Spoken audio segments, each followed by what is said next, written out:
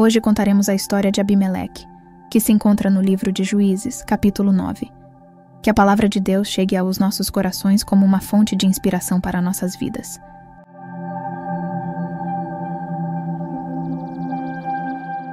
Após anos de batalhas e vitórias, a casa de Gideão floresceu com a alegria da paternidade. Sob os raios dourados do sol, o patriarca contemplava com orgulho seus 70 filhos, frutos de amor e devoção. No entanto, entre os muitos rebentos, uma sombra escura se erguia, trazendo consigo o prenúncio de tragédia. Abimeleque, um filho nascido de uma concubina em Shequém, ansiava por poder e glória. Astuto e ambicioso, ele buscava o trono de seu pai, disposto a trilhar qualquer caminho que o conduzisse à realeza. Após a partida de Gideão para os braços da eternidade, Abimeleque, movido por ambições desmedidas, dirigiu-se aos anciãos de Shequém. Com palavras sedutoras, ele os convenceu de que era o herdeiro legítimo do trono, uma escolha mais digna do que os 70 filhos de seu pai. Os homens de Shequém, cegos pela promessa de poder, aclamaram-no como seu rei. Para selar a aliança, ofereceram-lhe 70 moedas de prata, um tributo ao deus Baal que ecoava em seus corações ávidos por poder. Abimeleque, agora coroado, não hesitou em erguer sua própria guarda pessoal, uma legião de mercenários prontos para fazer sua vontade. Com crueldade implacável, ele ordenou a execução dos 70 filhos de Gideão, eliminando qualquer ameaça à sua ascensão ao trono. Contudo, um filho escapou de sua fúria assassina. Jotão, o mais jovem dos herdeiros de Gideão, sobreviveu ao massacre e clamou contra a injustiça cometida pelos homens de Shequém. No alto de uma montanha, entre as sombras da noite, sua voz ecoou como um trovão, alertando sobre os perigos da ganância e da traição.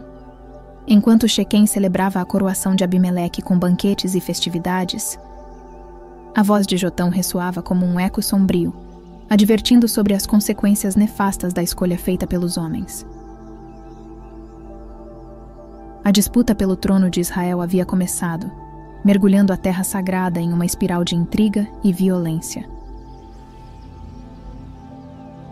À sombra de uma noite estrelada, Jotão ergueu sua voz em um clamor de advertência. Em meio às folhas das árvores e ao murmúrio do vento, sua parábola ecoou pelas colinas, penetrando nos corações daqueles que ouviam. Oliveira, disse ele com um tom de desdém, tu és nobre e prodigiosa, teus frutos alimentam e teu óleo abençoa, mas tua grandeza não reside na imposição do poder. As árvores escutavam atentamente, seus galhos curvados sob o peso das palavras de Jotão. Figueira, tua doçura encanta, e teus frutos são deleite aos paladares mais exigentes, mas tua missão não é a soberania sobre os homens. A brisa noturna sussurrava entre os ramos, ecoando a melodia das verdades proferidas. Videira, teus cachos são fontes de alegria, e teu vinho traz júbilo aos corações dos homens, mas teu dom não é o domínio sobre reinos. Era como se a própria natureza, em sua imponência silenciosa, ecoasse a sabedoria contida nas palavras de Jotão. Espinho, de ti não se espera doçura nem beleza. Teus espinhos são tua defesa e tua sombra, tua proteção, mas tua ascensão ao trono trará desolação e dor aos que te cercam. Na penumbra da noite, os ouvintes ponderavam sobre as palavras do jovem, refletindo sobre os desígnios do destino e os perigos da ambição desmedida. A linhagem de Gideão fora manchada pelo sangue derramado, e a sombra de Abimeleque erguia-se sobre Israel, lançando uma sombra de incerteza sobre a terra sagrada. O luar banhava a cidade de Shequém com seu brilho prateado, enquanto murmúrios de conspiração preenchiam o ar noturno. Jotão, oculto entre as sombras das árvores antigas, observava com olhos alertas a trama que se desenrolava diante de seus olhos. Se esta é a vontade do destino, murmurou ele para si mesmo, que assim seja. Mas se é uma artimanha nefasta, que o fogo divino caia sobre Abimeleque e consuma seus intentos. O temor em seu coração impulsionou Jotão a fugir, pois sabia que seu meio-irmão não hesitaria em caçá-lo até os confins da terra. Abimeleque reinou sobre Israel por 3 anos, mas o destino tecia sua teia implacável. Deus, em sua justiça implacável, lançou um espírito maligno entre Abimeleque e os homens de Shequém, semeando discórdia e desconfiança entre eles. A revolta borbulhava como um vulcão adormecido, pronta para irromper a qualquer momento. Nos salões da cidade, os homens de Shequem se reuniam em banquetes suntuosos, embriagando-se com vinho e envenenando suas palavras com ódio e desdém pelo rei que haviam coroado. O prefeito, indignado com as blasfêmias que ecoavam pelas ruas, convocou Abimeleque, oferecendo-lhe sua aliança em troca de vingança. Juntos, eles tramaram o destino dos rebeldes, urdindo uma emboscada que selaria o destino da cidade em sangue e fogo.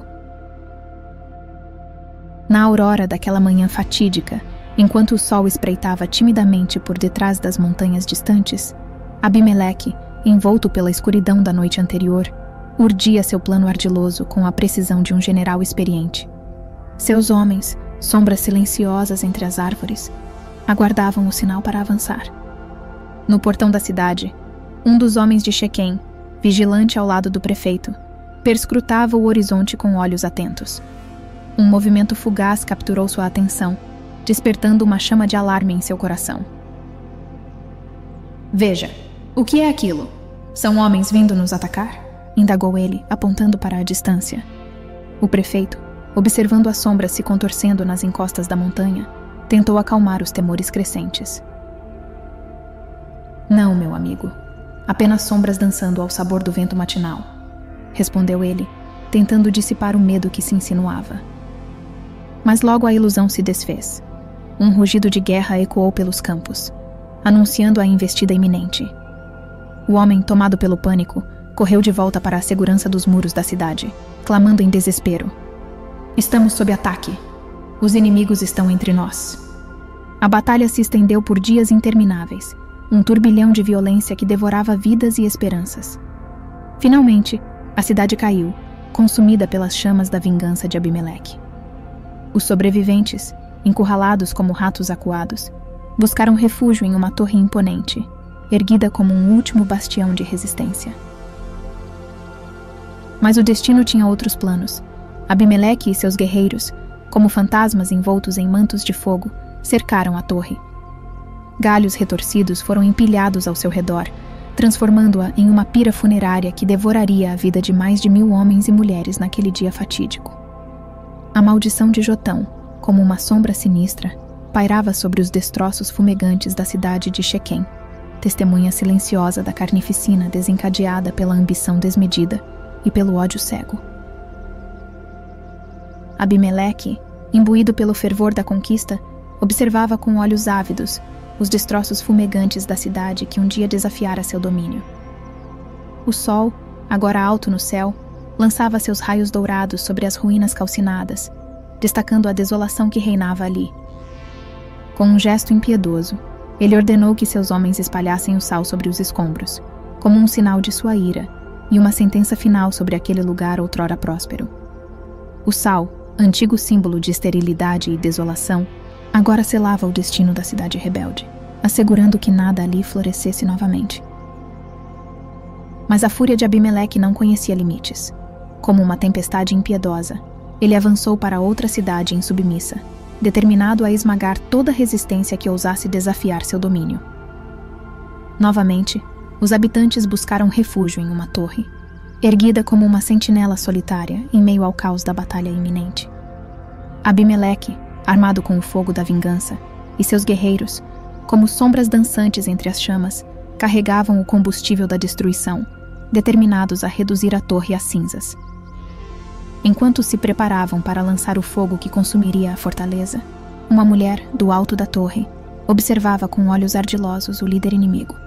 Com um movimento repentino, ela ergueu uma pesada pedra de moinho e a deixou cair com força implacável sobre a cabeça de Abimeleque.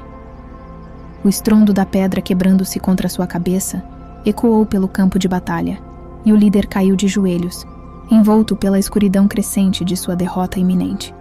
Mergulhado em agonia e vergonha, Abimeleque clamou por um de seus soldados, seus lábios tremendo de humilhação. Rápido, mate-me com sua espada. Não quero ser lembrado como o homem que foi morto por uma mulher, suplicou ele, sua voz ecoando entre os escombros da cidade em chamas.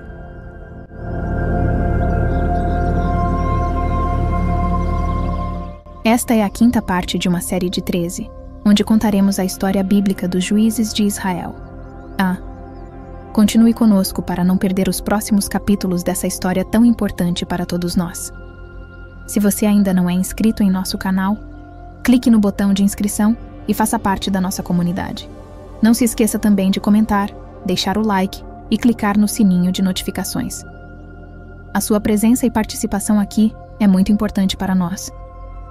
E se você perdeu os episódios anteriores, temos uma playlist completa com todos os vídeos na ordem cronológica. Hoje quero deixar um versículo que se encontra no livro de Juízes, capítulo 9, versículos 52 e 53. Abimeleque foi para a torre e atacou-a, e quando se aproximava da entrada da torre para incendiá-la, uma mulher jogou uma pedra de moinho na cabeça dele e lhe rachou o crânio. Que a presença de Deus seja uma constante em sua vida, trazendo bênçãos, alegria e amor. Deus os abençoe.